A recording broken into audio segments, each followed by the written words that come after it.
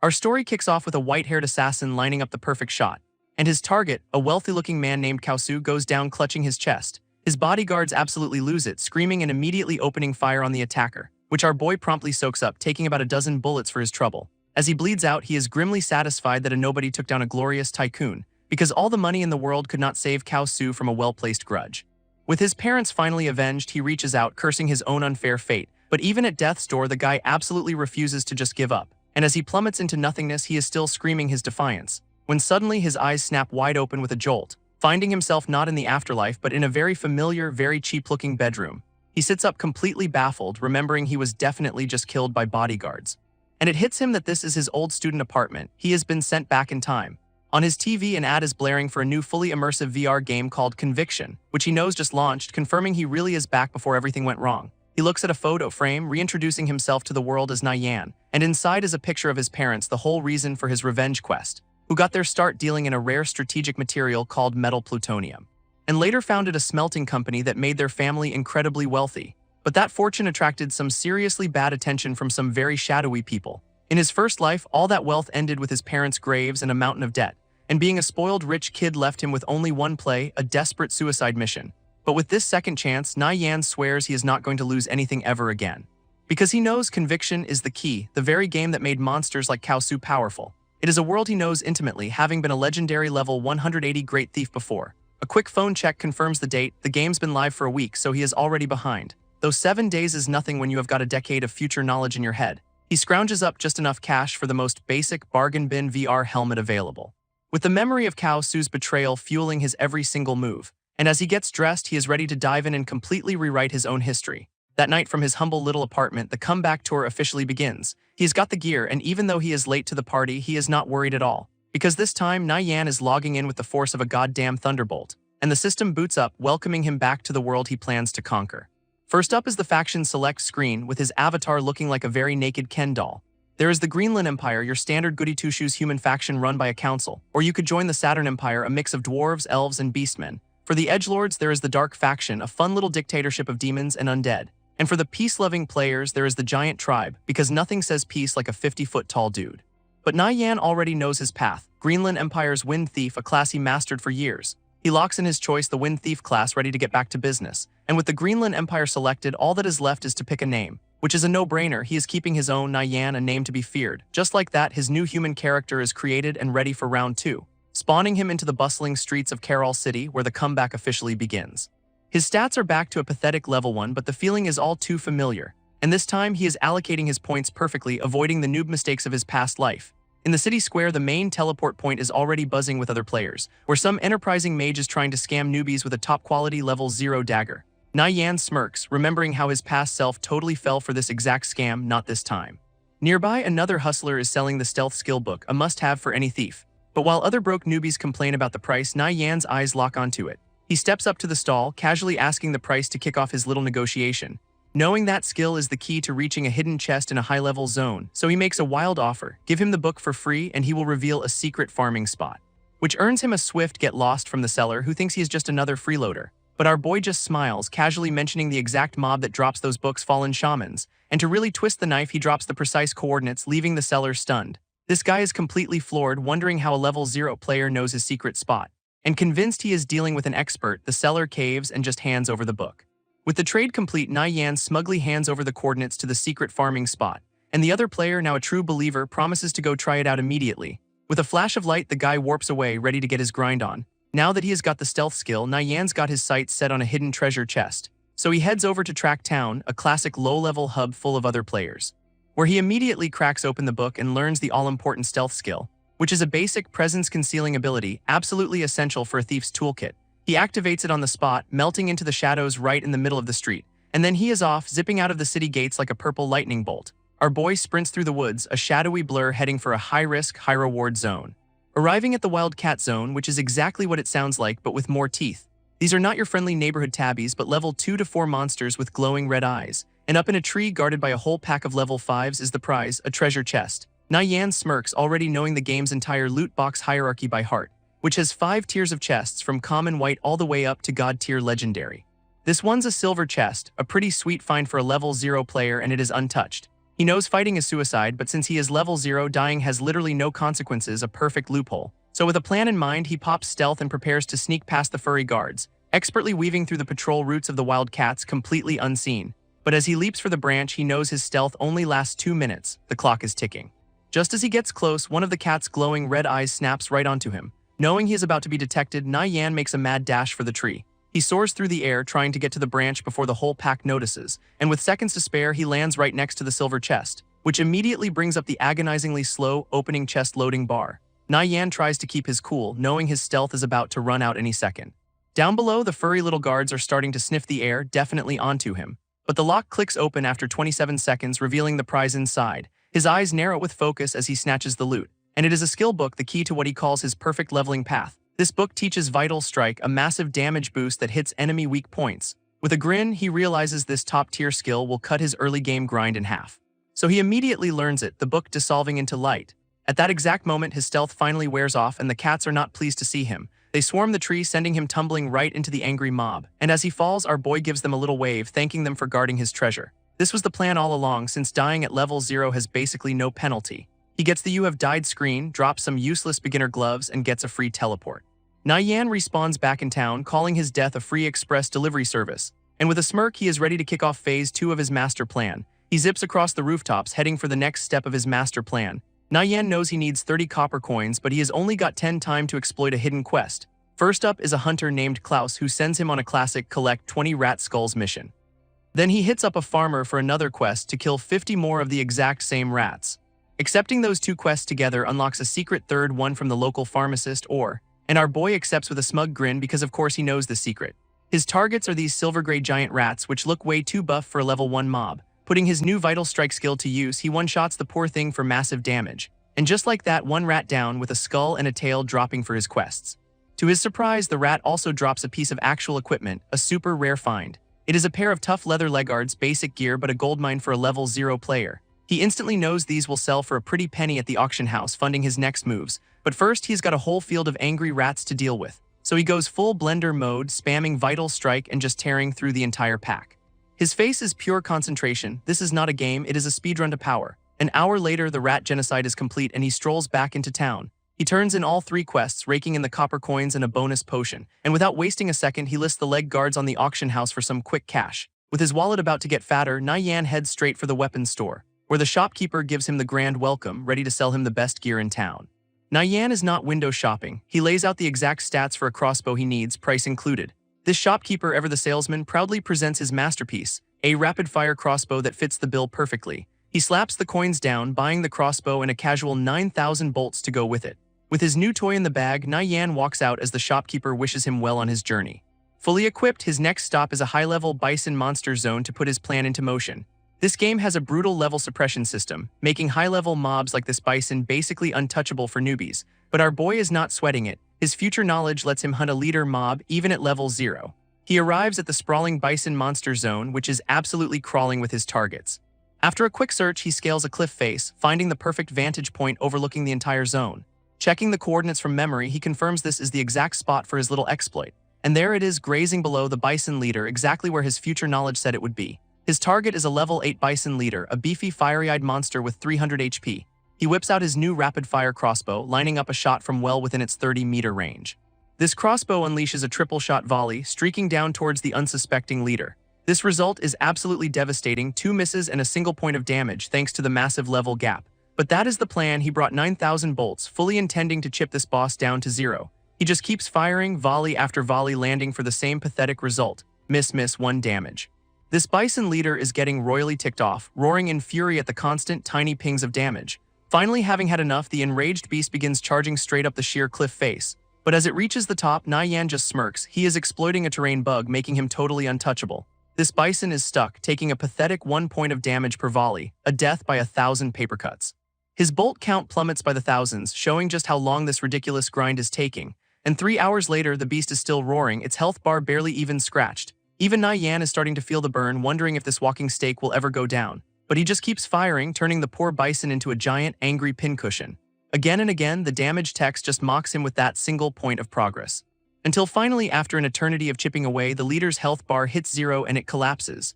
This massive beast goes tumbling down the cliffside, a hard-earned victory for our boy. And the reward is insane, a massive X bonus that launches him straight to level 2. Yan hops down to claim his prize, eager to see what goodies the boss dropped. Scoring a bronze-grade horn dagger, a solid upgrade for all his troubles. This game's loot system has 5 tiers, and bronze is a decent step up from starter trash. Plus it comes with extra stats, making it super valuable this early in the game. Yan smirks, knowing this was a guaranteed drop and it'll fetch a great price. But just then he gets a notification that his leg guard's sold and a player named Flying Stone is calling. It is the guy from the stealth book trade who is absolutely freaking out over how good the farming spot is. And now a total believer, he promises to send Yan more loot while asking how he knew the secret. Yan plays it cool, feeding him a half-truth about re-rolling from an old account, which only makes him sound more legendary. His new fanboy then asks for help with a dungeon his own team keeps failing at. And our boy immediately turns it into a business deal, offering a full guide for 2 silver. The hustle never stops.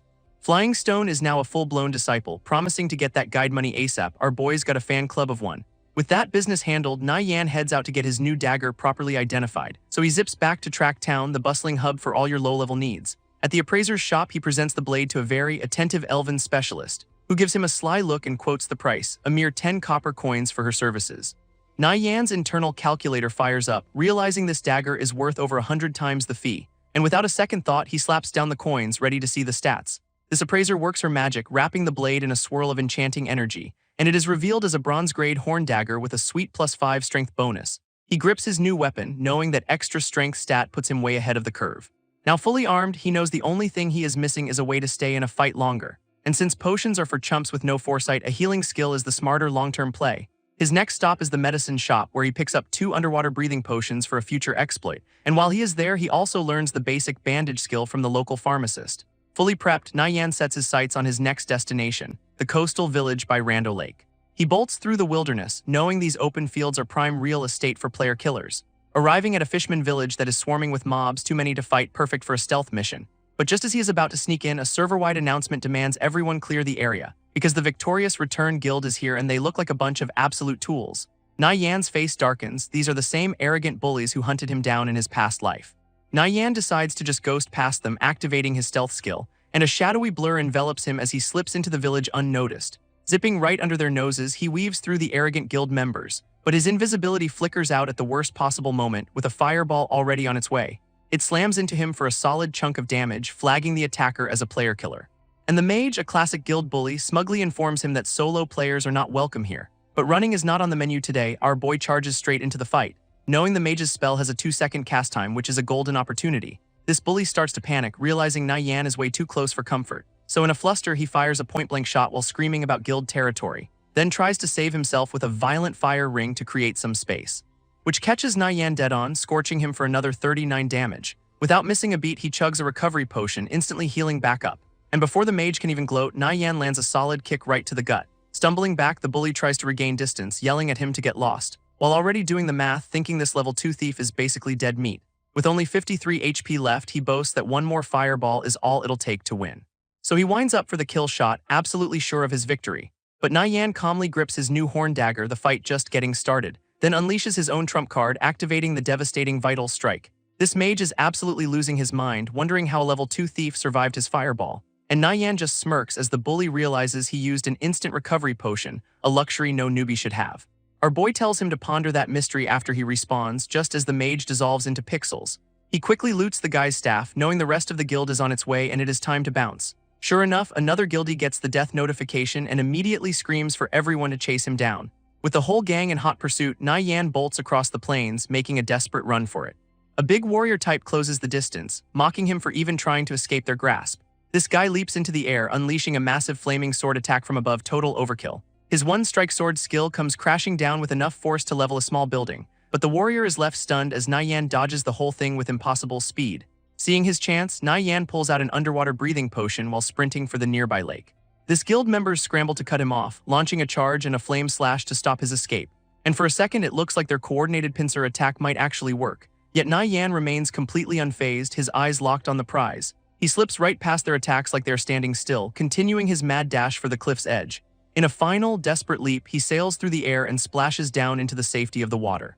This guildies can only watch in frustration, admitting none of them thought to bring breathing potions, amateurs. His pursuers are left standing on the shore, completely outplayed and wondering where he went. their leader decides to get Na Yan's name from the respawned mage, clearly planning some payback. Meanwhile, underwater, Na Yan learns they know his name is Nirvana Flame and calmly adds them to his future hit list.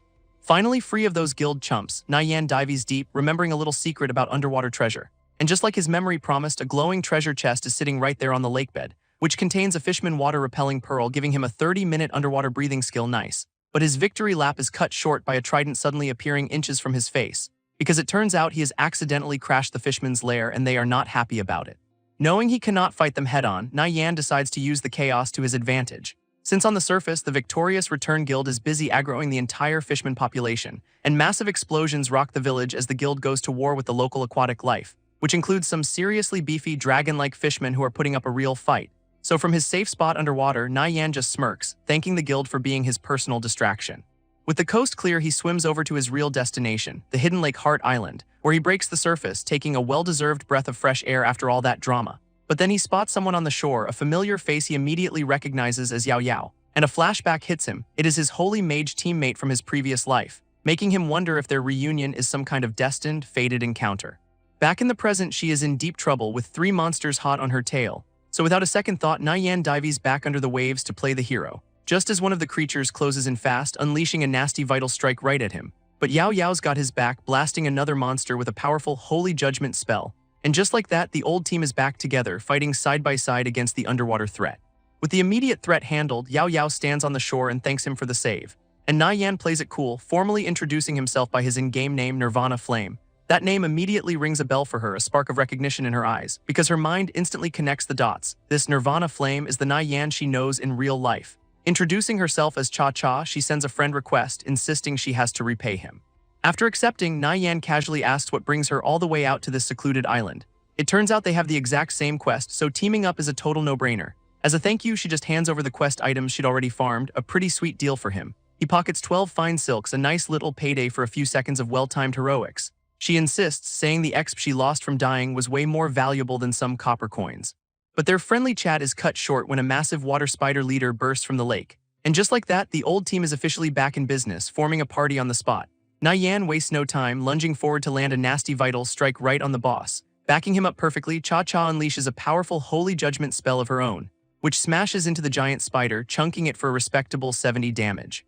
While the beast is stunned, Na Yan leaps onto its back to get a better angle. He calls out the plan, he will draw aggro, she just needs to nuke it from a distance. A volley of crossbow bolts rains down, hitting the spider's weak points with perfect accuracy. Seeing her opening, Cha-Cha winds up for another massive holy attack, ready to follow up. And the blast of divine energy hits its mark, scorching the spider for another huge chunk of health. And just like that, the water spider leader is toast, a system message confirming their victory. Cha-Cha is stunned by their perfect teamwork, wondering how they synced up so flawlessly on their first try. Noticing her stare, Na Yan just casually asks what is on her mind, completely oblivious. She plays it off, complimenting his skills before asking why a pro like him is grinding solo. Seeing her opening, she invites him to join her group's dungeon run in the Treant Forest. Our boy immediately goes full raid leader mode, demanding to know her team's tank stats. She tells him they have 2 shield warriors with a measly 53 defense and 230 HP. And Na Yan just scoffs, explaining the boss has a crit that will one-shot anyone under 60 defense. This leaves her completely baffled, wondering how he has access to top-secret boss mechanics. Despite the warning, she says her team has prepared for days and cannot back down now. So Na Yan drops the ultimate power move, offering to solve her problem by commanding her team himself. Trusting his insane game knowledge, she agrees to try and convince her party to follow his lead. With their future plans set, it is finally time to check out the sweet loot the boss dropped. He appraises a pair of gauntlets, revealing them as bronze-grade mage gear. And without a second thought, he hands the gear over to her since it is a perfect fit. For his trouble, Na Yan snags a rare silk and a thief skill book for Assassinate, a pretty solid trade. She happily equips her new gauntlets, glad they both walked away with a decent haul. But their victory lap is cut short by a server announcement. The game is closing in 3 minutes. As she starts to pixelate, Cha-Cha waves a cheerful goodbye, promising to see him next time. Na Yan returns the wave, deciding to call it a day on his leveling spree for now. Na Yan finally logs off, the morning sun hitting him as he takes off the VR helmet. Realizing his real-world body needs a workout too, he laces up his sneakers for a run, and steps out with a new resolve, determined to stop his rival Kao-Su from cornering him again. Heading out from his apartment, our boy is ready to start his real-life training montage. But his plans get rudely interrupted by a classic Isekai plot device, a speeding truck. He hits the pavement hard after a last-second dodge, narrowly avoiding a respawn in the real world. And as he tries to shake it off, a concerned voice asks if he is okay. Of all people, it is Zai Yao, the real-life version of his in-game partner Cha-Cha, She rushes to his side, grabbing his hand and pointing out that he is bleeding from the fall.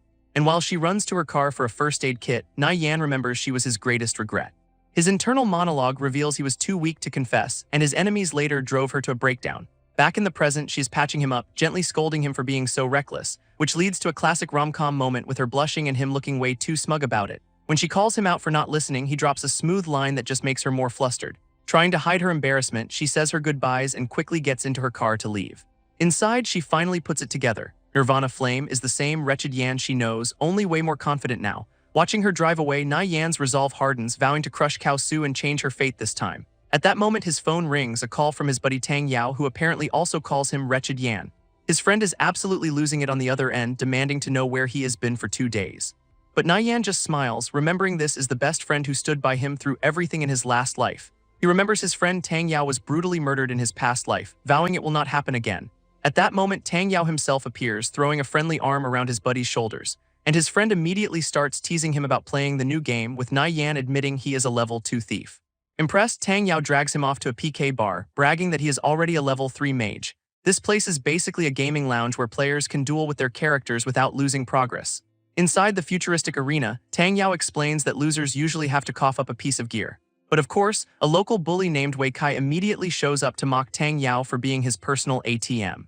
This jerk then turns on Na Yan, asking if he is back for another lesson. Oh, this is personal. Tang Yao tries to play the protector, assuring Na Yan that nobody will mess with him on his watch. Na Yan's total lack of fear completely throws Wei Kai off, leaving him wondering what changed. All fired up, Tang Yao challenges the bully to a match, putting 200 on the line. They both jack into the system, the screen flashing the matchup, a level 3 mage versus a level 3 berserker. Our boy instantly analyzes the fight, knowing the berserker's charge skill is a hard counter to his mage friend. And just as he predicted, the open plains map means Tang Yao is basically a sitting duck. While the match is going on, Wei Kai's buddy Shifeng starts taunting Na Yan, challenging him to a round. Na Yan just smirks and agrees, but only if the wager is big enough to be worth his time. This sends Shifeng into a full-blown tantrum, who throws down all 700 he has for one match. With the bet accepted, the next fight is set. Na Yan the level 2 thief versus Shifeng the level 2 ranger. Their virtual arena loads in, dropping both of them into a dense bamboo forest. Shifeng tries to activate his stealth skill, only to realize Na Yan is already gone, outplayed from the first second.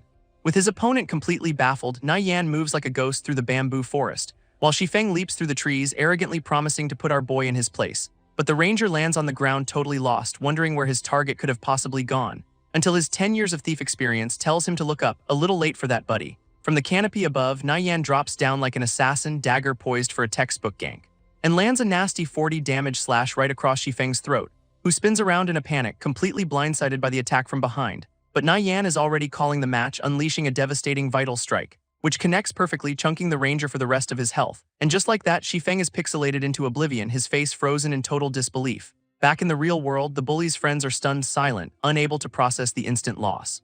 While Na Yan logs out with a smug look, thinking it is almost too easy to bully a beginner, Shifeng takes off his headset, still trying to figure out how he got one shot so decisively, and Na Yan just stands over him, making the guy wonder when his old punching bag got a spine. This onlookers cannot believe it either, whispering about how this is not the submissive kid they know. At which point Tang Yao returns from his own match, admitting he lost 2 rounds and a ton of cash. His friend complains that the berserker's anti-magic aura was a total hard counter for his mage, so Na Yan casually drops some pro-level strategy, explaining how to easily outplay the ability. This just makes Tang Yao even more suspicious, demanding to know where he learned all this. But instead of answering, Na Yan just hands over a wad of cash, the money he just won back for him. Wei Kai, the sore loser from before, gets right in Na Yan's face, demanding to know what he is so arrogant about. And he threatens to teach our boy a lesson for daring to win money off his crew. Big mistake, buddy. This bully grabs his wrist to start something, only for Na Yan to instantly counter the grip. And with a move straight out of an action movie, he flips the guy onto his back without breaking a sweat. Turns out he practiced martial arts in his past life specifically to deal with his rival, Cao Su. Which leaves Tang Yao completely floored, wondering when his timid friend suddenly learned how to fight. Even the bully's crew is spooked, with one guy warning the others to back off immediately. But their blue-haired leader just watches intently, realizing this is not the same kid he used to know. So of course the boss steps up, asking Na Yan if he really just beat up his underling. And Na Yan just shrugs it off, calling the guy a weakling he was just toying with ice cold. This prompts the leader to challenge him to a match, but Na Yan will not bother unless the stakes are high enough. So the guy offers 1,000 per round, while Tang Yao points out the level disadvantage is totally unfair. Unfazed, Na Yan raises the bet to 3,000 for a single winner-take-all round, and the leader accepts, completely underestimating what a level 2 thief is capable of in the right hands. Tang Yao absolutely loses it, grabbing his friend and asking if he is insane and where he will get the money. But our boy calmly explains that is why he needs a loan, and his buddy agrees to risk it all for him. With the bet set, they both jack into the game for the duel Thief versus Berserker, and their arena loads in, dropping them both in the middle of a massive, wide-open field. His friends immediately start sweating, knowing this terrain is a death sentence for a stealth-based class. Yet when the Berserker offers to change the map, Na Yan just shuts him down with a simple no need. Na Yan pops his stealth, completely unfazed by the open field his opponent picked for him. He vanishes into the grass, a blur of blue energy, leaving the Berserker standing all alone. His opponent is already lost, scanning the empty plains and wondering where the hell he went. This big guy thinks he can track Na Yan by the rustling grass, believing he has got a solid plan. But our boy uses the wind itself to cover his tracks, becoming a ghost in the field. This completely throws the Berserker off, who realizes he has totally lost his target now. In a blind panic, he just starts swinging his giant sword wildly, hoping to get lucky, and he is sweating bullets, admitting he has never seen a thief use stealth this masterfully. Meanwhile, Na Yan is just chilling in the grass, patiently waiting for the perfect moment to strike. This Berserker guesses he is close, assuming Na Yan has to be moving slow to stay hidden. At that moment, another gust of wind blows across the field, providing the perfect cover, and Na Yan lands the first blow from behind, chipping away at the guy's health bar. This Berserker spins around in shock, completely baffled as Na Yan easily dodges his counter. Desperate now, he unleashes a massive whirlwind slash, a classic panic move if I have ever seen one. Na Yan, however, just calmly identifies the 1-second animation lock on the attack. His opponent thinks this big flashy move is his key to victory, going all in on the swing. This giant sword slams into the ground, leaving him wide open for just a fraction of a second. For a pro like Na Yan, that is more than enough time, a good chance indeed. He instantly closes in and unleashes a perfectly timed vital strike right into the opening, leaving his friends in the real world absolutely speechless at his god-tier timing. That vital strike lands perfectly, drawing first blood and making the Berserker absolutely howl, and his health bar plummets, prompting a panic scream for his next skill, Flame Slash. With his sword now engulfed in fire, the bully leader swings wildly, yelling for Na Yan to just die. Back in the lounge, Tang Yao is losing his mind, screaming at the screen for his friend to dodge. But Na Yan knows this is a bait. The guy wants distance, but our boy's advantage is up close, so he just eats the fiery hit, taking some damage but staying right in the Berserker's face. This completely enrages the bully, who cannot believe this kid just tanked his signature move. Desperate now, he winds up for another big attack, a one-strike slash to finish it. This Berserker charges forward with a massive sweeping arc, aiming to flatten our boy completely, which makes Tang Yao freak out, knowing that move has a stun, while the goons just laugh it off. Yet at the very last second, Na Yan sidesteps the charge, leaving his opponent swinging at nothing. Our boy's thoughts reveal the plan. The charge has a shorter range, giving him the perfect opening. He immediately counters with a flurry of dagger strikes, a blur of silver and blue light, and the force of the combo sends the Berserker flying backwards across the grassy field. Just like that, his health bar hits 0, game over for the big shot bully leader. Na Yan lands gracefully, admitting he got clipped by the charge but landed the killing blow first. This victory screen pops up and our boy just gives a cold, satisfied stare. In the real world, Tang Yao is celebrating like they won the lottery while the cronies are speechless. This blue-haired leader takes off his headset, staring at it in disbelief, forced to admit he lost. His friend rushes over, absolutely hyped, but Na Yan just shrugs it off, calling it a fluke total boss move. Tang Yao is completely blown away, asking his buddy to teach him the ways of the arcane mage. As they are leaving, the blue-haired leader walks down and Tang Yao cannot resist poking the bear about his loss. But the guy is surprisingly graceful, admitting defeat and even inviting them to hang out at his bar anytime. With a simple "let us go," the former bully and his crew make their exit, looking a lot less intimidating now. His crony is confused by the sudden politeness, but the leader wisely notes that Na Yan has changed, best not to make an enemy of him. Meanwhile, Tang Yao is celebrating their huge win, and Na Yan promises to start his mage training tonight.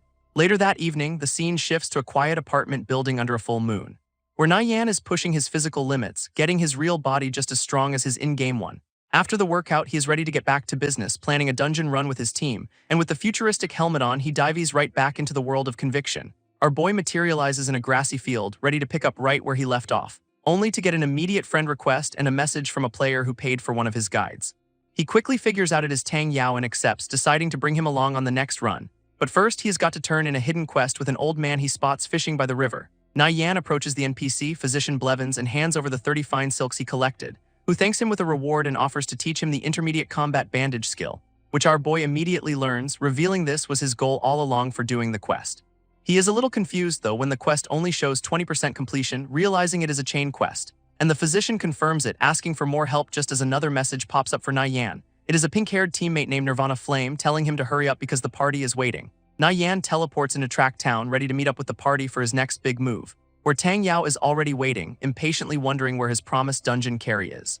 Our boy finally arrives, telling his friend they are off to go farm the Treant King today, only to be met by the sight of a massive, fully geared party walking their way. It is Nirvana Flame, the pink-haired girl from before, waving them over with a blonde warrior named Yulan, and Tang Yao is immediately smitten, asking his buddy how he met these two great beauties, a man of culture. Nirvana Flame immediately starts scolding Yan for being late, saying she worked hard to get Yulan to join. While another party member, a wind thief named Chenbo, just scoffs in the background, Yulan cuts to the chase, asking if Yan is the expert who can lead them through the dungeon, and our boy confirms it, but with one condition: he is the team captain and everyone follows his orders. This rest of the party is just stunned silent, clearly not expecting this random guy to take command, and Chenbo immediately challenges him, asking why they should trust a nobody who could get them all wiped. He even gets in Yulan's face for defending an outsider, but she just shuts him down, instead apologizing to Yan for the guy's attitude and agreeing to join his team. With his authority established, Yan lays down the law: obey his commands or he will be ruthless. A system window pops up, confirming he has officially created the team, and a stream of notifications shows the entire raid group joining his party one by one. Yulan makes it official, telling everyone that from now on, Yan's orders are her orders, which forces a very salty-looking Chenbo to reluctantly accept his team invite. Yan gives one last speech, reminding them they all share a goal and even offering to pay for his own mistakes. This main tank, Boiled Water, is absolutely floored by Yan's offer. 10 silver coins is a fortune. And Yulan admits Yan's got confidence, while Nirvana Flame just smirks, proud of the guy she brought in. Wasting no time, Yan starts the roll call, demanding everyone report their name and stats immediately. Boiled Water steps up first, proudly declaring himself the main tank and listing off his stats for the group. A few more players introduce themselves, including a second tank named Pumpkin and a mage called Blazing Flame. Yan immediately starts barking orders, sending the tanks off to buy specific potions for the run. This players start whining about the cost, wondering if this whole venture is even profitable. Classic penny pinching. Blazing Flame scoffs from the side, convinced this new leader is just a poser who relies on consumables. That salty dude Chenbo chimes in, sarcastically offering to loan them money since they are clearly broke. This immediately pisses off Blazing Flame, who calls him out for being a condescending jerk.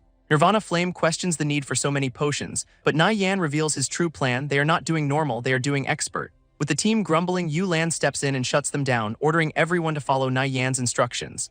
After a quick shopping trip, the fully stocked raid party marches out of town behind their new leader. They arrive at the Treant Forest, a massive clearing with a single, ominous-looking stone marking the entrance.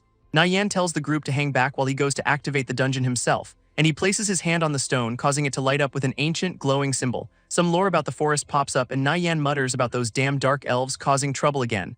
This difficulty selection screen appears, offering 5 tiers from a cakewalk to a nightmare run. Without a moment's hesitation, our boy slams his finger on the big red expert button: go big or go home. In a flash of light, the entire raid party gets warped into the dungeon, their fate now sealed. A system notification confirms it: they are officially in the Treant Forest dungeon on expert difficulty. This party immediately starts freaking out, yelling that Nirvana Flame must have clicked the wrong button. Yulan, however, is the only one thinking, realizing this was Yan's plan from the very start. That salty dude Chenbo gets right in Yan's face, accusing him of intentionally trying to get them all killed. Yan just gives him a dead-eyed stare, telling him he is free to leave the team if he is dissatisfied. Nirvana Flame quickly steps in, telling Chenbo to cut it out and stop targeting her friend. He gets all flustered, insisting he does not have a problem with her asterisk, just the new guy she brought. In his head, though, he is absolutely fuming that she defend a total outsider over him. Yan just casually explains that expert is not that hard, they just need a bit more defense and damage. This insane confidence has Yulan sweating, wondering how he can be so calm about a 30% stat gap. He gives Nirvana Flame a reassuring look, telling her to relax because it will not be a problem at all. Chenbo scoffs from the sidelines, practically drooling at the thought of watching this whole thing fail. With the drama over for now, the team ventures deeper into the dark, vine-covered forest. Suddenly, massive vines erupt from the ground and Yan yells for everyone to spread out. They are in range. But one guy is clearly not listening, frozen in shock as the vines whip right for him. He gets instantly snatched and wrapped tight, his face a perfect mask of pure regret. This vine then slams him into the ground with bone-crushing force, taking him out of the fight immediately. From the shadows emerges a monstrous treant, its red eyes glowing as it prepares to attack the party. We see the poor guy still tangled in the vines, completely helpless and about to be plant food. He starts screaming for Nirvana Flame to save him. Guess he forgot who the actual team captain is now. This team gawks as the giant treant holds their teammate captive, who is understandably screaming for help. But Yan is already in command, barking orders for tanks to form a wall and mages to go full power. Boiled Water and the other tanks rush forward, shields up to intercept the monster's crushing attack, and they brace for the heavy impact as the treant's massive arm slams down on their line, just as the mages unleash a coordinated storm of spells, lighting up the forest with pure damage. This treant gets absolutely vaporized in a huge explosion, its health bar dropping to 0 instantly. With the monster dead, the vines dissolve, dropping the salty dude Chenbo right on his face. Instead of a thank you, he immediately gets up and accuses Nyan of setting him up on purpose. Nyan just gives him the coldest look, asking how a thief could not dodge a trap even the tanks avoided. Another party member chimes in, saying any random player would be a better thief than this guy. Ouch. Yulan tells Chenbo to stop embarrassing himself, but he just whines about her taking the outsider's side. Our boy cuts through the drama, offering to teach Chenbo how to clear traps since he is clearly clueless. With that savage burn delivered, Nyan takes the lead, and the entire party follows him deeper into the forest. Suddenly, a swinging log trap drops from the canopy, heading right for him as the team shouts a warning. But Nyan just casually leaps onto a tree, dodging it and spotting the trigger mechanism above. In one fluid motion, he throws a dagger that slices the rope, completely disarming the trap. His eyes then flick upward, spotting the next threat, a glowing net hidden among the leaves. Before it can even fall, he slashes through its anchor points with his blade, neutralizing it effortlessly. This green-haired party member is completely stunned, admitting Nyan's thief skills are unbelievably smooth. Yulan agrees his trap-clearing efficiency is off the charts, while Chenbo just stews in salty silence. Salty boy Chenbo scoffs, thinking he can clear traps just as well as Nyan's famous last words. He immediately steps on a trigger and spikes shoot out of the ground, whoops. Then the floor collapses, dropping him right into a pitfall trap lined with more spikes, because of course it does. With his life flashing before his eyes, he screams that it is all over, about to become a human pincushion. But at the last second, a hand snatches his ankle, pulling him back from the brink. And it is Nyan who yanks him out of the pit like he is taking out the trash. Our boy then delivers the coldest line, saying it is his first time seeing a thief as noob as him. Instead of a thank you, Chenbo immediately accuses Nyan of setting him up, whining that the path was safe a second ago. This green-haired party member calls him an ungrateful wretch, pointing out he'd be dead if not for Nyan. Nyan just lays it out cold, just because he can walk a path does not make it safe, calling Chenbo unworthy of his class. This completely shatters Chenbo's ego, who pulls a dagger and challenges Nyan to a duel. He lunges forward, screaming that he is going to kill him, full-on tantrum mode activated. Nyan stops the blade with 2 fingers, barely even looking, and asks if he is sure he wants a 1v1.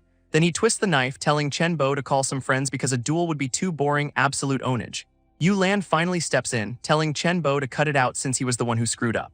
But he is still blaming everyone else, complaining that they are siding with an outsider over a teammate.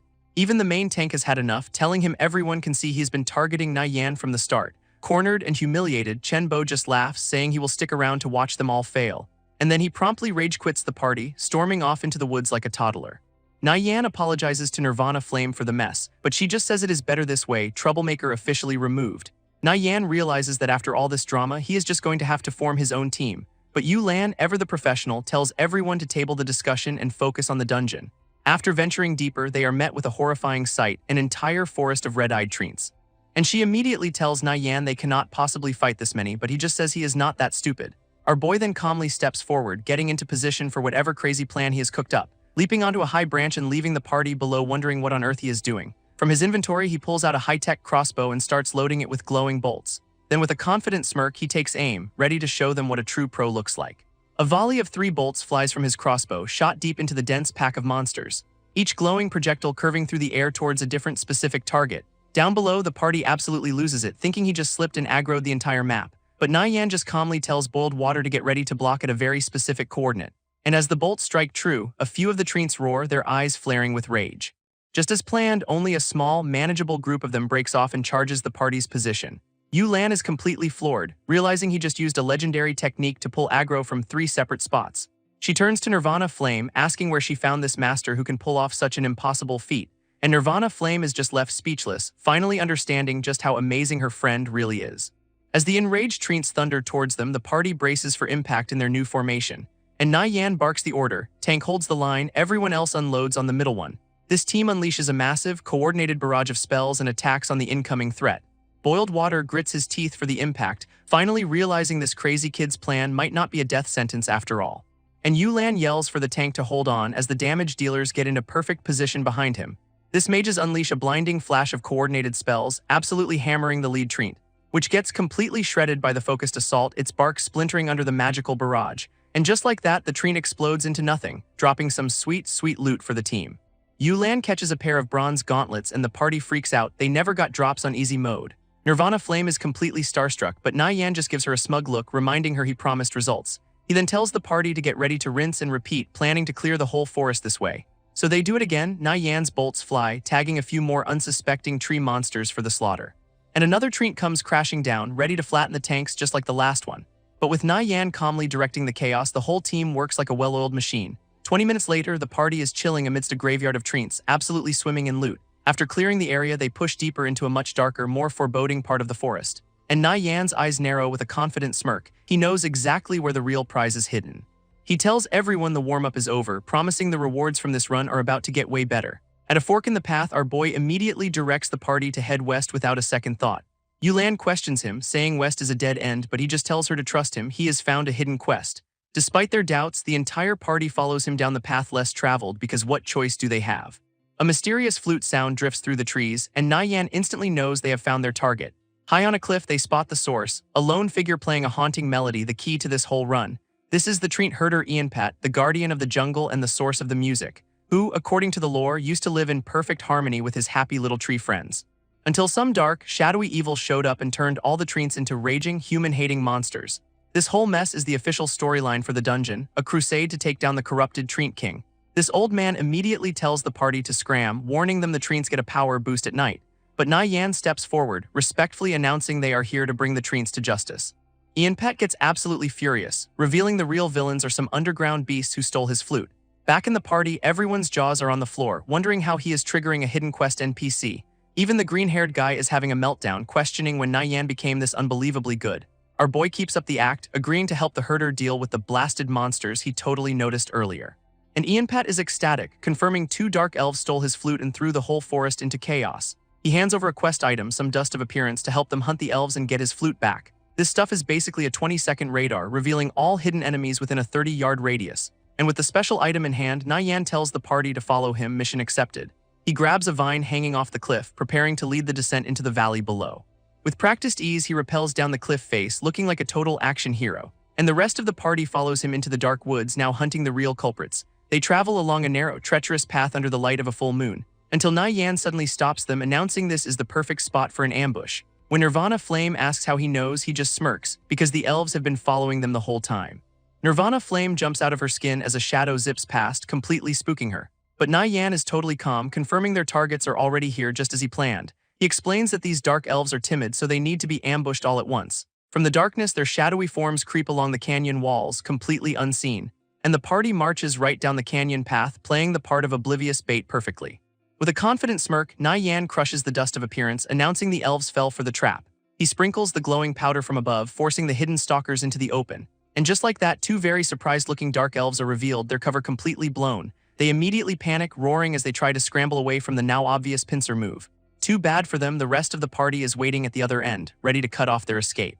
One of the elves makes a desperate lunge, claws extended to rip through the front line. But Boiled Water steps in like a wall, his shield easily absorbing the frantic attack. Behind him, the blonde-haired mage begins to channel a powerful fire spell, ready to retaliate. He unleashes a massive fireball that completely incinerates the poor elf, ending its run instantly. Seeing their opening, the other party members charge forward to help finish off the second one.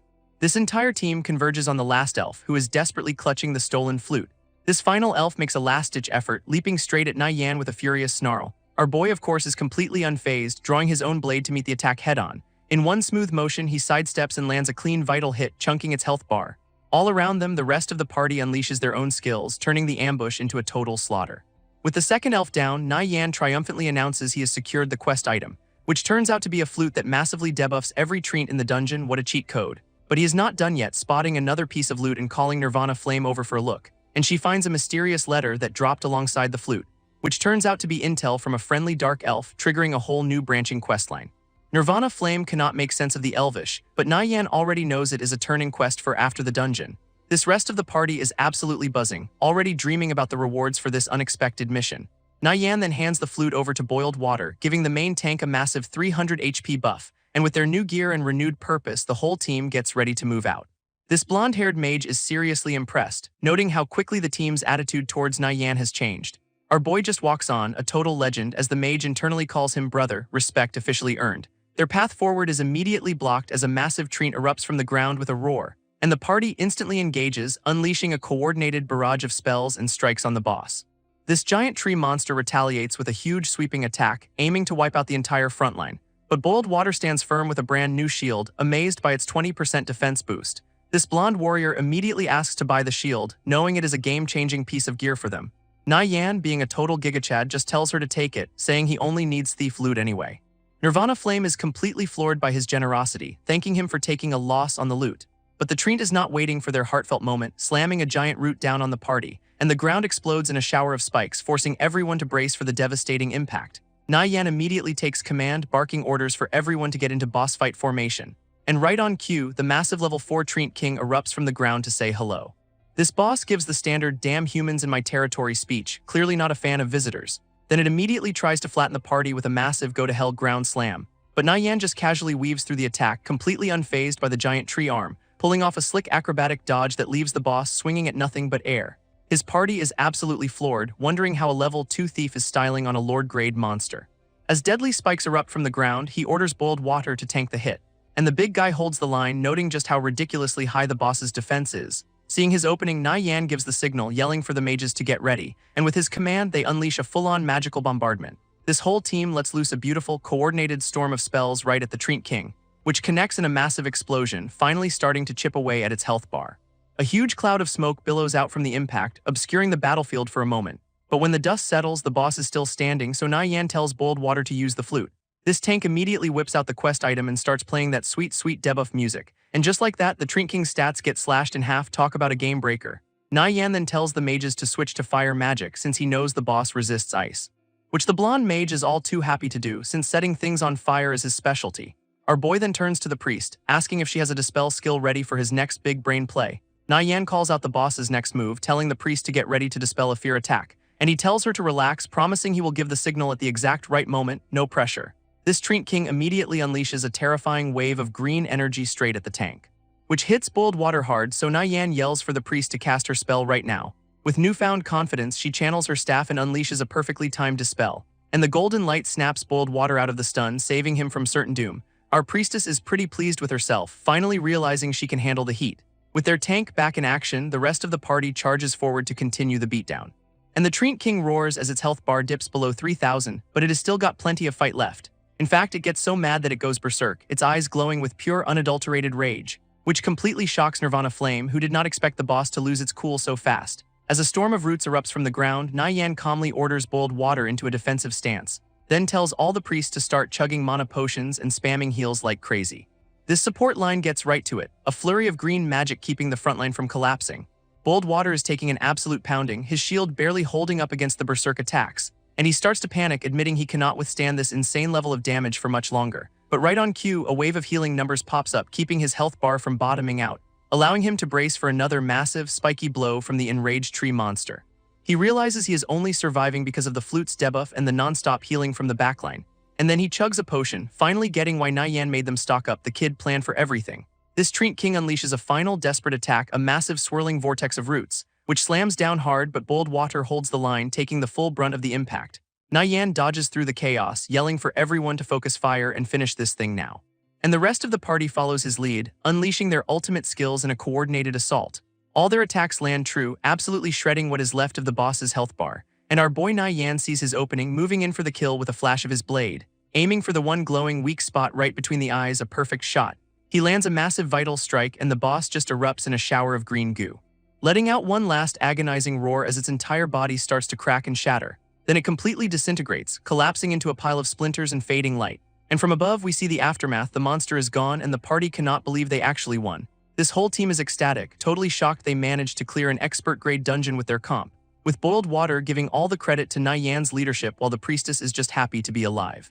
Right on cue, the whole party starts glowing as they all get a massive X boost and level up. But Nyan ignores the celebration, walking straight to the loot, announcing he has finally got what he came for. He picks up a glowing jewel, revealing this one item was his true objective the entire time, which turns out to be the Featherfall Jewel, a dark gold item that makes you light as a feather, perfect for a thief. Amidst the victory, a golden light surrounds Nyan as he gets his own level-up notification, and he clenches his fist with a smirk, having officially hit level 3. A system message confirms it, dungeon cleared, and the team gets a fat stack of glory points. This whole team is losing their minds over the 1,200 glory points they just earned, but Nyan just tells Nirvana Flame to divvy up the loot since they need to turn in the quest. And she is practically bowing, thanking him for carrying them to such an unexpected victory. With their business done, the party teleports back to Carol City to cash in. But as they arrive, a shady-looking guy in a cloak is watching them from the sidelines. His buddies are completely stunned to see the team back so fast and even more shocked they all leveled up. and the cloaked rival glares daggers at Nirvana Flame, vowing revenge for some past humiliation. Drama alert. Ignoring the peanut gallery, the party makes their way to the Carol City barracks, where they are greeted by the city's warlord, a big-shot NPC named Kavarot. Nayan calmly presents the letter, reporting that they dealt with the Dark Elves and secured intel, and the warlord's expression turns serious as he takes the scroll to inspect it. He thanks Nayan for the huge assist, and a system window pops up with a fat stack of exp and reputation. Plus, our boy gets bonus stats and a skill book. That hidden quest was a goldmine. Now that the quest is officially over, Nirvana Flame asks what he is planning to do next. And Nayan's plan is simple: grind monsters and level up, maybe hunt an elite with his new jewel. They agree to part ways for now, and he promises to mail her the money from the loot sale. But the blonde mage goes full fanboy, clinging to Nayan's leg and calling him God Yan. It is a whole thing. Taking his new apprentice under his wing, Nayan leads him to the blacksmith shop for an upgrade, where he gets decked out in a full set of bronze leather armor, checking his new stats. All geared up, they head for the Rhine Hills to level, with Nayan promising to teach him how to be a real arcane mage. They arrive at the ominous Rhine Hills, a perfect stormy spot for some high-level grinding, and Nayan gives his new fanboy a simple test: farm as many bat teeth as possible in 1 hour. Eager to impress his new master, the blonde mage immediately bolts into the caves, diving headfirst into the darkness, ready to show off his arcane mage skills. And right on cue, a giant monster bat with glowing red eyes comes screeching out to greet him. This kid immediately blasts it with a fire spell, turning the creature into a crispy critter. Then with a smug grin, he boasts about his first kill, clearly proud of himself. Watching from afar, Nayan decides it is time he got in on the action too, and a blur of motion with a flash of his dagger is all we see as he starts his own hunt. Unlike his student, our boy is a whirlwind of death, slicing through multiple bats at once, and after half an hour he casually collects his loot, wondering how the mage is holding up. Turns out, not so great. The kid's been captured by a red-named player and is screaming for help. Nayan instantly recognizes the Peekers are from the Radiant Sacred Flame Guild, which definitely sounds like bad news. So telling his apprentice to hide, Nayan leaps across the rocks to intercept the gang squad. This mage explains he was ambushed by a crew that specializes in peeking and looting other players, but Nayan just smirks, telling him to keep them busy while he goes to have a little fun. He comes to a sudden halt, having found exactly what he was looking for. Because just as he predicted, the Peekers have a guard posted at the canyon entrance. This crew of bullies is mocking their target, calling him a broke loser with no gear worth stealing. Famous last words, fellas. Meanwhile, Nayan goes into stealth, his eyes glowing as he remembers red-named players drop all asterisk their loot. Nayan, cloaked in shadows, knows these red-named players are way too confident in their numbers. And a blur of dark energy slashes the ground, announcing his arrival with a bit of flair. This Peeker leader whips around, his subordinate totally clueless about the incoming threat, while Nayan zips right past the lookout, a phantom moving too fast to track. He pops up right in the mage's face, who has been waiting for this exact moment, or so he thinks. And the guy immediately throws up a violent fire ring, thinking he has got our boy trapped. His buddies finally spot the thief and start screaming for everyone to kill him. A little late, guys, but Nayan just pops a speed scroll, cranking his agility up to 11 for the next 30 seconds. Then he literally just runs through the fire, taking a tiny bit of damage to close the gap. This system gives him the green light for self-defense, and he is all asterisk about that life, which leaves the mage completely losing his mind, wondering how anyone could be this fast.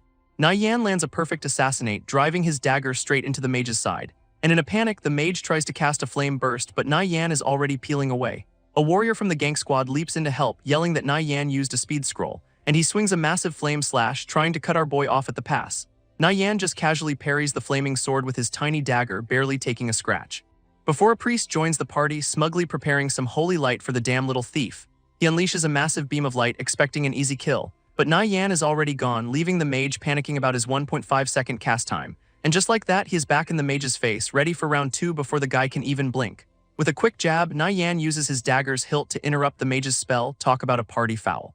And the system confirms it, leaving the mage's face a perfect picture of "I have made a huge mistake." Before the guy can even recover, Nayan unleashes a whirlwind of slashes, absolutely shredding his health. And once the stun wears off, the mage's expression is just pure unadulterated panic. He starts screaming for his buddies to do something, asterisk anything, because he is about to get deleted. But his friends are freaking out, yelling that Nayan is way too fast for them to even touch. One of the warriors finally gets a bright idea and uses charge to close the distance, which ends with him eating dirt as Nayan casually sidesteps the whole pathetic attempt. Our boy then uses the charging warrior as a springboard, leaping right back towards his original target. And in a beautiful display of acrobatics, he lands and immediately preps a vital strike, no wasted motion. This mage just explodes in a shower of gold as the system confirms the kill, even granting Nayan prestige points. And of course, all his gear drops, so his friends are now screaming to grab the loot before it is gone. But Nayan is already there, snatching up the fire chaser set with a smug little grin, while the warrior tries to stop him with a massive ground slam, but he is a second too late. With the loot secured, Nayan bolts, leaving the Peekers shouting about how they cannot let him escape.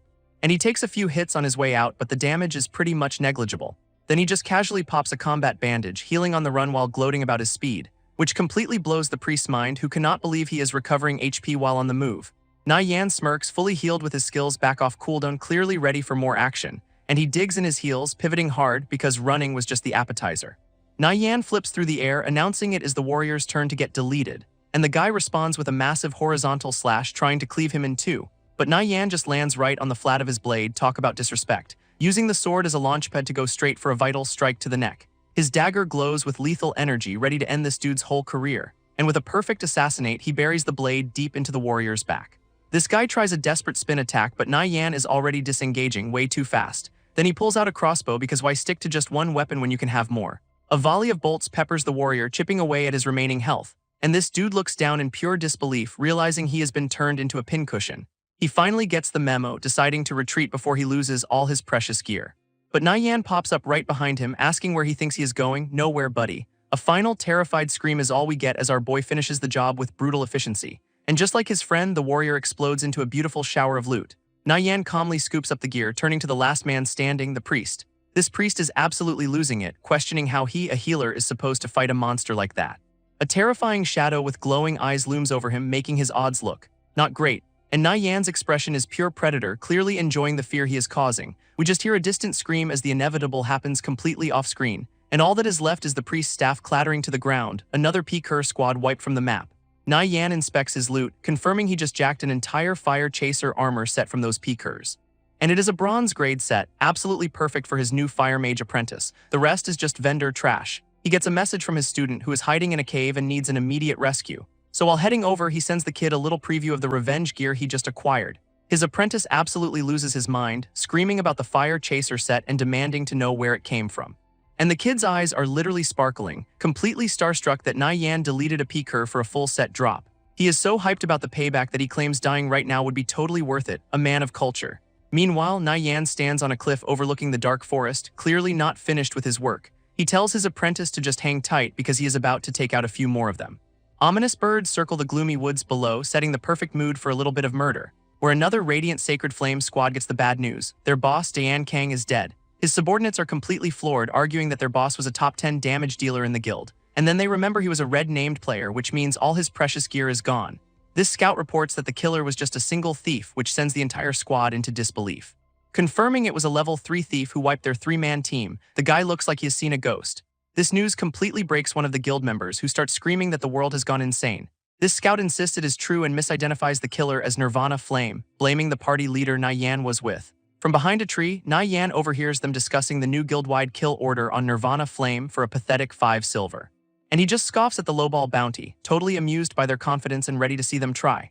Activating stealth, Na Yan vows to show these guild-reliant bullies the true, terrifying power of a solo player. A strange noise spooks the guild members, who immediately suspect it is the thief they are hunting. But nope, it is just a giant horned deer leader looking very ready to party. This squad leader decides to just kill the deer first, since finding Na Yan is clearly too hard for them. And from the shadows, Na Yan smirks, realizing these clowns just served him an opportunity on a silver platter. So the whole team charges in, already planning how they will split the loot from this random deer. Their warrior bravely leading the charge with his shield up and everything. And he successfully blocks the deer's attack, yelling for his team to do something useful. His buddies jump in, landing a few slashes that barely tickle the monster's health bar. While the deer just roars, taking some actual damage but still having plenty of fight left. Meanwhile, the 2 casters in the back are bragging about how they will finish this in 30 seconds, oh honey. And right on cue, Na Yan drops from the sky, a shadow of death looming right behind them, immediately slamming into the white-robed caster and catching him completely off guard, then instantly pivoting to the black-robed guy, burying his dagger in his back for a massive crit. A whirlwind of slashes follows as the guy finally realizes they are being ambushed, a bit late for that, and with his health bar tanking, the caster desperately fumbles for a healing potion. But Na Yan's blade finds its mark again, interrupting his little snack time permanently. This guy's face is a perfect picture of disbelief as he gets deleted from existence, while Na Yan just casually flicks his dagger clean, coolly announcing that is one down. His buddy is just standing there, completely clueless, wondering where his friend just went. And before he can process it, Na Yan is already on him, ready to send him to the same respawn point. This other caster is having a complete meltdown, his face a perfect mask of I am next. As Na Yan hits him with a skill called Holy Judgment, the irony is just beautiful, while the tank is still busy with the deer, wondering why his range support suddenly went silent. He finally looks back, realizing they are being ambushed by that damn thief. A bit late for that observation, buddy. His whole frontline is now in chaos, caught between an angry monster and a player-deleting assassin. So the leader makes the galaxy-brain decision to focus on the deer first and deal with the thief later. This plan immediately backfires as the deer just punts him into the air like a volleyball, though one of his buddies does manage to land a heavy slash on the beast, which only serves to make the giant horned monster even more furious. Against all odds, the three of them actually manage to take the deer down, leaving them panting. Meanwhile, Yan is just chilling over the second caster's corpse, his job in the backline done. His three remaining guild members finally turn to face him, all of them looking pretty worse for wear. But Yan is smart enough to know that a 3v1 even against weakened targets is a bad idea. This squad leader starts talking tough, announcing he has already called for reinforcements from the guild. So Yan just mocks them, calling them out for being too scared to even try a 3-on-1 fight. Their leader thinks he has cracked the code, assuming Yan is just trying to bait them into splitting up. In reality, Yan sees right through their bluff. They are the ones stalling for time. He gives them a cheeky little wave, says he will play with them next time, and prepares to bounce. This guildie starts screaming for their incoming backup to cut him off before he can escape. And right on cue, a whole new squad of Radiant Sacred Flame members appears in the distance. This reinforcements finally arrive, only to find their target has vanished, leaving them screaming in frustration. So the squad leader just yells for everyone to chase him down, sending them scrambling into the woods. And a frantic search begins, with orders to not let that kid get away under any circumstances. Meanwhile, Yan is just chilling on a cliff, having effortlessly given them the slip, smirking because he knows this terrain way better than they do and decides to go find his apprentice. This kid is hiding out in a spooky cave, whispering his coordinates and clearly freaked out by the locals, when Yan pops out of stealth right behind him, nearly giving the poor guy a heart attack. Our boy then hands over the full fire chaser set, and his apprentice just stares in total disbelief. Absolutely starstruck as Yan casually explains he yoinked it off that guild member from before. After equipping the new gear, the kid is already flexing his boosted magic stats, feeling ready for anything. So Yan leads him deeper into the cave, mentioning a silver treasure chest guarded by rock spiders. As they drop into the spider's den, Yan lays out the simple plan: clear the mobs, get the loot. And he immediately whips out his crossbow, ready to start the pest control operation. A single bolt flies out and hits a rock spider for 1 damage. Yeah, this might take a while. So his apprentice steps up, ready to show off what that new gear can really do with an arcane flame, unleashing a massive torrent of fire that looks way more impressive than a single crossbow bolt. His spell absolutely torches the spider, dealing a solid chunk of damage. Now that is more like it. And the kid is completely shocked by his own power, realizing the fire chaser set is the real deal. While his student is marveling, Yan uses the opening to land a massive assassinate for huge damage, and his apprentice snaps out of it, powering up another spell and yelling that he has got the follow-up. With a few quick slashes, they clear out the last of the small fry, and his apprentice is just gushing, calling Yan awesome for finding such a high-level grinding spot. Yan just tells him to keep up, pushing deeper into the dark cave, where they carve a path through a bunch of angry-looking rock monsters. After clearing the mobs, they spot the silver treasure chest, and the kid asks how he knew it was here, then immediately panics, realizing neither of them has the lock-picking skill to open it. But Yan is unbothered, explaining that the key is usually just the local boss monster. And right on cue, a massive creature erupts from the ground to guard its treasure. It is a level 5 rock spider leader, a great lord monster with a face only a mother could love. This apprentice is understandably freaking out, recognizing the boss immediately. But when he asks what to do, Yan's plan is beautifully simple: kill it. He tells the kid to run to the narrowest part of the cave and keep his distance, while his apprentice books it with a smaller spider hot on his heels. Turning around, he blasts the annoying pest with a massive arcane fireball, which connects for a surprisingly solid chunk of damage. That new gear is working wonders. Yan smirks, realizing fire magic gets a damage bonus, giving them a real shot at this. So he takes point, telling his student to just focus on being the main damage dealer, then dashes in and lands a perfect stun attack right on the boss's ugly mug. This spider roars, completely immobilized, and Yan yells that now's the time to strike. So his apprentice unleashes another huge fireball, blasting the boss while it is helpless. This rock spider leader wakes up, roaring furiously as the apprentice screams a last-second warning, and it immediately attacks, sending a massive rock spike erupting from the ground right at Yan, which smashes into its target for a solid chunk of damage, sending stone shards flying everywhere. Yan casually pops a combat bandage, noting the boss seems a little angry, a master of understatement, this guy. His apprentice is just frozen solid, his face a perfect picture of "we are so dead." This kid scrambles for his life as more spikes shoot from the ground, realizing they'd be skewers without that prep work. Yan yells that he is counting on his student for DPS while he goes to keep the monster busy. So the kid quickly chugs a mana potion, telling his master to just give him a second to refuel. With his mana bar full, he winds up another huge arcane fireball, looking way more confident now. This spell slams into the boss, engulfing the giant spider in a massive fiery explosion. As the monster reels from the blast, Yan dives in from above with a perfectly timed vital strike, plunging his dagger deep into its head for a massive critical hit of over 300 damage. With the spider finally collapsing, his student just stares in disbelief, asking if it is actually over. This kid immediately collapses in exhaustion, then starts gushing about how they just killed a boss 2 levels higher. Meanwhile, Nayan just stands over the dissolving corpse as the loot begins to materialize around him. This haul is pretty sweet: a Meteor Strike skill book, a block skill book, and a silver key. He hands the Meteor Strike book to his apprentice, calling it an invincible skill for grinding mobs. This kid is absolutely buzzing, while Nayan casually mentions it is nothing compared to god-tier magic types. His student has absolutely no clue what he is talking about, but Nayan just gives him a cryptic "you will see." Changing the subject, Nayan tells him it is time to open the chest and leaps off toward their prize. Nayan uses the silver key, popping open the lock on their hard-earned treasure chest, while his apprentice watches with bated breath as the system confirms it is opening. A golden light erupts from inside, revealing the sweet, sweet loot. This better have been worth it. And their grand prize is the Weaver's Ring, a special item for climbing and scaling walls. This stats confirm it is basically a grappling hook, letting you shoot spider silk. Spider-Man, eat your heart out. His student calls it trash, but Nayan knows this useless ring is a god-tier mobility tool for a thief. Changing the subject, he asks if the kid has learned that new Meteor Strike skill he gave him, because right down the hall is a massive swarm of spiders just begging to be a test dummy. Nayan lays out the plan. He will get their attention, and the kid just needs to start chanting. A single, expertly aimed bolt ricochets around the cavern, aggroing the entire damn nest at once. This apprentice immediately starts panicking, realizing just how many angry spiders are now charging them. But he powers through the fear, unleashing the massive, swirling fireball of Meteor Strike. This spell slams into the horde with a cataclysmic explosion, wiping them all out in one go. Nayan just casually stands in the blast radius, giving his student a very impressed "good job." His apprentice is just standing there in total shock, unable to believe he was the one who cast that. Nayan snaps him out of it, telling him to quit gawking because they are going even deeper. There's just one tiny problem. The kid is completely tapped out on mana and has no potions left. Our boy is not surprised, knowing that spell is a huge drain, but he has got his eyes on a bigger prize. This apprentice offers to just go home, but Nayan decides it is time for some advanced mage lessons instead. So he leads him out of the cave and into a rainy forest, ready for lesson number 2. His apprentice gives a cocky grin, thanks Nayan for all the upgrades, and promptly uses a scroll to peace out. And as his student vanishes, Nayan just smirks, thinking of him as a brother now. With his apprentice gone, Nayan is left alone in the pouring rain, a single blue streak cutting the gloom. Then he turns and heads back into the darkness, splashing through a puddle with a clear goal in mind. His mind drifts to the game's deep lore, recalling the legendary chapters of Order and Chaos. And apparently if you collect all the chapters of Order, you can become the Pope, no big deal or anything. On the flip side, if you're feeling a bit more edgy, gathering the Chaos chapters lets you summon a dark god. This ancient lore is clearly his next target, and our boy looks dead serious about it.